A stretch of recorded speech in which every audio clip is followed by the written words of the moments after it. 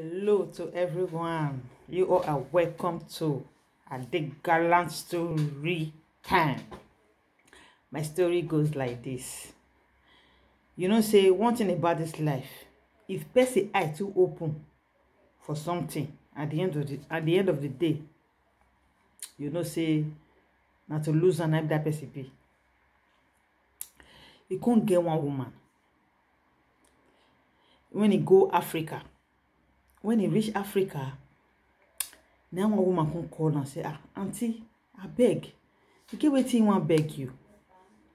Because she don't reason am. She don't know what she won't do for the matter. The matter na be this. Her daughter not the sleep house. Her daughter, they always go out. Morning till night, she not dey see her daughter. Every day she must go out. At times, she even dey spend like 3-4 days. When she go come back, she go ask her, say, my daughter, they always they come house, and they always stay house. Wetin happen? Not be say you dey hungry. Where you dey always go? Wetin you dey always do for outside? We be say they enter house. Now the girl can tell her mother, say, mama, she dey always dey hang out with her friends. You understand? They use the gist normal level. Her mother will say, no, na man house. Now you dey always go. She know, but she no wan just ask you. But the day way she go get your time, you go know say na she born you. Now the daughter go say, mommy, nothing like that. Na her friends, girls. Now she dey always dey hang out with, not be boys. But say, okay, but all I know say you don't rotty, you don't spoil finish. No know say this girl of 18 a virgin. She never even this virgin. But her mother dey feel say she don't dey do. Whereas the girl never test am. She never even do anything like that. Wanna listen, my country people. Wetin go happen later? As the woman come reach Africa, as I talk on yesterday, say one woman come travel go Africa from Europe to Africa. So that woman come and say, beg, this her daughter. She don't tire for her. May she help her carry her go abroad. Now the lady come say, no problem. Where your daughter now? They say, as she did to you so, she not theirs. She not tell you say she not dey stay house. I beg, if not tomorrow, I beg, try me you come. In case she just come house, she go your whole land so that she know quick and comot. See with the mother of the girl come feast time. Where she go take come, she come look the girl whether she dey okay or not. Really, now the girl just see reach house. As she reaches, now her mother your whole land tell her say, where you dey always go? She don't tire for you because she no fit dey look for you every time. So what you go do now? Person day we be say one carry you go abroad, make you come dey go. Now the little girl go say, mommy, he no want go abroad. Now the mama say, you go. For you not to dey stay house every day, so you better just go there abroad. Make you know say na abroad that you dey. You don't know say this girl a virgin. So the mother can convince her daughter. So her daughter can let her decide say she go. So she can discuss with the woman. They can talk at the bargain normal level now. So now they can carry the girl come abroad though. As the girl reach abroad, now the woman will carry her come abroad, come lock the girl for inside room for almost 2 weeks. As in, make she take relax her brain, teach her how to go walk, normal level now.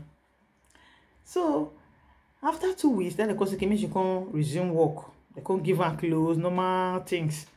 So the girl go follow some of her mates go. So when this girl go reach there, now people go want carry. Now men go want carry. Now they like because na very small fine girl, and they know say na mugu. So when they go point her, she go say no, she no dey go. she no go. So the sister wey carry her go call dey say, ah, you dey always dey come house with empty handed. Abi get where you dey keep the money? The girl go say e no work. So e come get one day, na the woman come send somebody follow her. They always dey monitor the girl, how she dey waka or how she dey do. So the girl no know say somebody dey monitor her through her sister.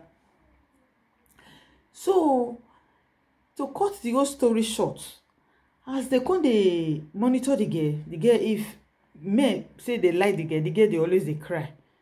So then the person wey dey say make dey monitor her come go tell the woman say, ah, she dey get luck o, people dey like her well. Men dey choose her, but the problem, she no dey follow them. She go dey cry. So now the woman come say, ah, why she go dey cry? Now she say, you don't know, she don't know what you go do. Try me, you ask her, comfort her. And the lady come say, okay. So e never too tey. Now the lady come call the girl, say, ah, see wetin they say you dey always dey do, you dey always dey cry. Wetin happen? Why you dey always dey cry? Now the girl tell am say, I see this, so he never do that thing once since they born am. Never do one. Now the woman come say, why you tell me say you never do one? Not be you wey her mother dey say you know dey sleep house. Say na so outside now you dey go. So na so me dey follow. Then you go tell me say you never do one. I mean you want lie too. Now the girl go tell the woman say, she no dey lie. Now the fact they tell you, they tell you the truth. No be lie, never try her before. She na virgin. I say, ah, virgin? And before virgin go road, they go hard. Make they just look for, go just open her for her. Then before you go the work. Meanwhile, this sister and her husband, now they stay house together. So now they come call about 3 people. So they come say now money they want take 1,000 naira. I talk her like that. Now they go take, say open the road. Virgin again, we be saying a hot cake. Now the woman come say the money too big. Oh, you know if he pay that kind of money. Let me say the girl get her now, but later he go give her. Now you call her husband only. Another one say, he say, ah, as this small girl be so, he never do this thing before. See. If you want couple person, they can't do it, but the money where they talk, it's too much. So they want to open the place. Now the woman come say, ah, only may you just open her now so that make the money enter our pocket. I must say no wahala. Ah, first thing I used to make him go ahead. Problem not there. Now the woman come up for room for them. Now the husband of the woman blast the girl, blast her. The road way closed before, it can't open. So road can't open, can't make bo. You understand? As Oga was the woman husband open the road now. So the thing can't open for ground though. So you need to understand what I'm trying to say. So after the thing don't open, now they come say, okay, they give us more time. Make she take relax so that make the place for day okay well. May not dey pay her. May not dey pay her so that you go start work. Now they can't leave her for 1 week for inside room. Don't think can't dey okay. Then after 1 week, they come say, okay, make she come go start work. Meanwhile, the woman husband don't go work. That was not their house. So as that one go work, now the woman come call the girl say, come go work. Take clothes, take what you want to work. Go work. Now the one come dey cry, say, you know, if you go. So as the woman, the girl, they drag, the girl say, you know, if you go work, you know, if you go that kind of work. Now the woman say, you must go because you must go. You know, if you talk. So as they argue, now the woman husband enter house. So as the woman husband enter house, because he say the girl they cry. Ah, what happen? Smally that they call the girl. What did they make you cry? He said no. He says sister say making go work. You can't say no if you go. Nah, the sister husband must say, what did they worry you? Why you go say me she go work? Why? because you know fit just spoil this girl life. Since when they born him, he never virgin girl before, he never virgin woman before. Now the first time to virgin woman I be this. Then you say make you carry this thing go road. You know if you try am, she no go. Now the wife of the man can say, are you out of your mind? What do they talk so? Now the man tell the wife say, the girl no go. Read my lips. She no go anywhere. Because now he open her. Because say you don't spoil, you want spoil another person. She know they go. Now the woman say, he go tell you say in a so person. He go tell you say he go put him. Another man say you no go do anything. I say she no go.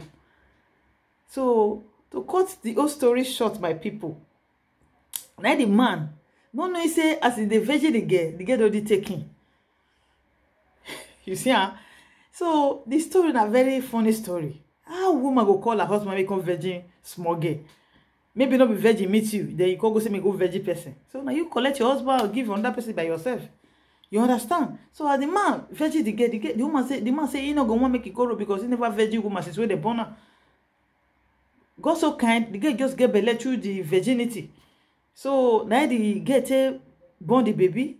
So because of that, they can't change city, go another state, leave the woman there. As I talk to you, so the girl don't born about 3 children for the man. So later the woman can later lose her husband for the small girl. You understand? So that made me fair talk for the start. Just now say if I too open, sansan dirty go enter. You understand? Because you want virgin, you don't want to lose money. You want Isa has make Isa has take the money. So as the Isa has want collect the money, now the small girl say collect your husband. You understand? So please, nothing is too big, nothing is too small. Anything you get, later they okay for you because why? So that is the little message of today. Thank you as you listen to this little story. May God bless you. Kiss to my fans.